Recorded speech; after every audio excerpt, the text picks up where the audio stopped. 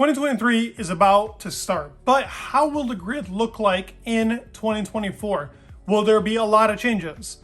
I think there will be. I think that the 2024 silly season, being in the summer in particular, with all these contracts ending, will be an insane season. And I wanted to give you guys my predictions and really opinions on what will be happening for the 2024 season and where each driver will land. Remember, this is just my opinion, and I'd like to hear your guys' opinion down in the comments. Please subscribe, leave a like. Let's get into the video. So we're gonna start off from what in 2022 was the pecking order from 10th to 1st. So we're starting off with Williams. In 2024, I think that Williams will retain Alex Albon and Logan Sargent. While I think their car is gonna perform really bad in 2023, they will keep that same driver lineup because I think that both of them might extract as much possible from the car. Alex might be the better of the two, but I still think that both will stay. Alex has a contract with Williams. He is more than satisfied to have a contract for a longer period of time. They just brought in a team principal. I think he wants to keep some type of real balance in the team. So keeping both Logan and Alex is probably the best option to have going into their next season, depending on how the car is. Next on the list will be Alfa Tauri, and I think, now this might come to a shock to some people, and I think to most people it will come to a shock. I think Yuki loses his seat and Nick DeVries keeps it, with Mick Schumacher joining back in Alfa Tauri, really back into the grid. So it'll be Nick DeVries and Mick Schumacher in that Alfa Tauri car. This is something I want to see. So it does have a little bit of my opinion based into it, but I think that it is something that is very possible. France Toss even talked about Mick wanting to be in that car. They wanted him in that car. Now, we do know that people like Liam Lawson is in Super Formula. They have many of other drivers into the F2 grid, like Iwasa and so on. But I think they're willing to take a chance on somebody like Mick Schumacher because, listen, that's a big name. Imagine if Mick was to be good enough to drive into Red Bull. That would be huge for Red Bull to have that name and to maybe make a world champion out of him. Come on, that's something like the Max Verstappen headline with him being the youngest world champion. Red Bull likes to go for the headlines. I think them having some type of ground with Mick being in AlphaTauri will be a great opportunity for them, and I think they will take it. He also deserves to be on the F1 grid. I wish that he was still here for 2023. For Haas, I have them keeping both Kevin and Nico. While Kevin is losing his contract by the end of the year, I think they're going to keep him. Again, Kevin has only shown signs of being just as good as that Haas car really has. Nico will do good, and I think they will keep him for another year. I think they'll both do exactly what Haas wants, which is points and driving the car and not crashing it. So, yep, Haas is keeping the boring pairing, I would say. I like them both, but I think that they're kind of that like solid pairing, and that is Kevin and Nico.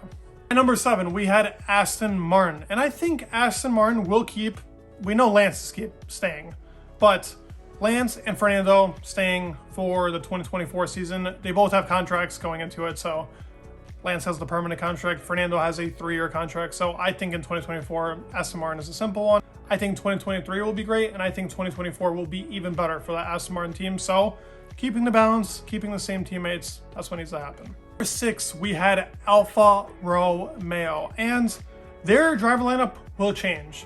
While I think Guan Yu Zhou had a good rookie season, I think it'll be tough for him to actually stick into the car for the 2024 season.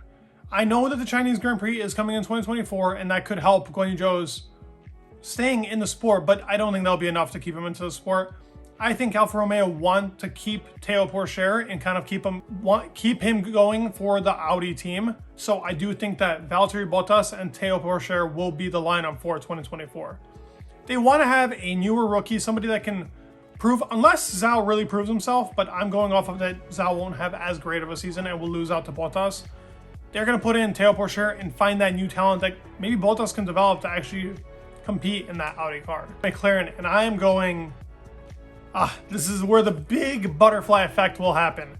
In McLaren, I have Oscar Piastri, and I'm going for Sergio Perez. And yes, Sergio did drive for McLaren once, and I think he will drive for them again.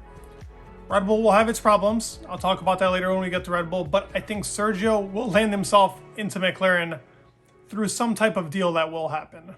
It might be a far-fetched one. I might be completely off here, but listen, it's silly season for a reason, and I think that the transfers in 2024 will be insane. Now, for Alpine, who finished 4th, I think they're keeping Ocon and Pierre Gasly. I think these guys will perform well. I think there might be some arguments, some fights onto the field because of how their relationship is, but I think that Alpine doesn't really have a choice and will want to keep them.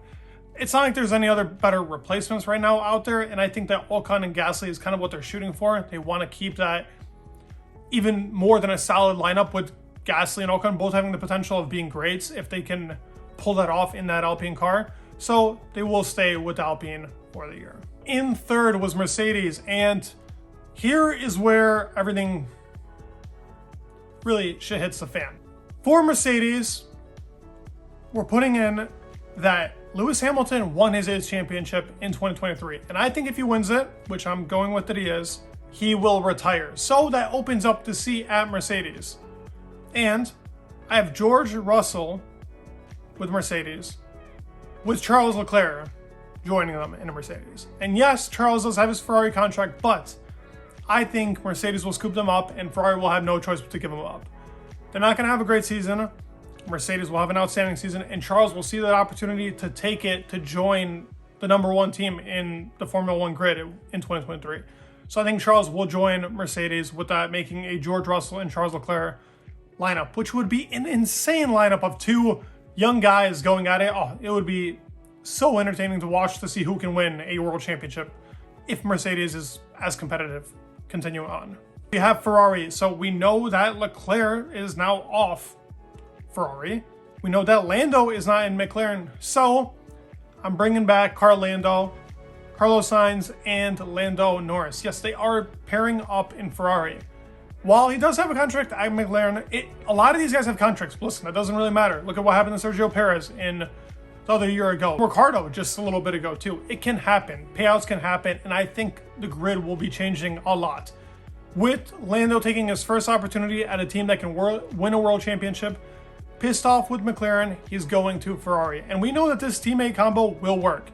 It's something that I think Ferrari will try. They don't want to bring in a rookie, but they will bring in a driver that could be competitive enough to win. And that is Carlos Sainz and Lando Norris. I fully believe that this type of lineup can cause a lot of problems to the F1 grid. And Lando can actually put himself in a car that can win races on a consistent basis to maybe be a world champion. And lastly, I have Red Bull. After the final butterfly effect of all the other teams that I've mentioned, I'm at Red Bull, which was the first team in 2022. They're obviously keeping Max Verstappen, and I think Daniel Ricciardo will take Sergio Perez's spot. It's kind of funny how that works, but Sergio Perez also has a contract. Yeah, they all have contracts, but I do think it's going to be an insane, silly season. Let's see how wrong I am in 2024, the start of 2024. But this is what I think the 2024 lineup will look like. It will be insane, but I think it'll be a blast. I think it'll be a lot of fun in 2024. Let me know your thoughts down below. Was I pretty ridiculous with this? What do you guys think? Where do you think everybody's going to land after the 2023 season? Please let me know. Please subscribe, leave a like. It would mean the world, and peace.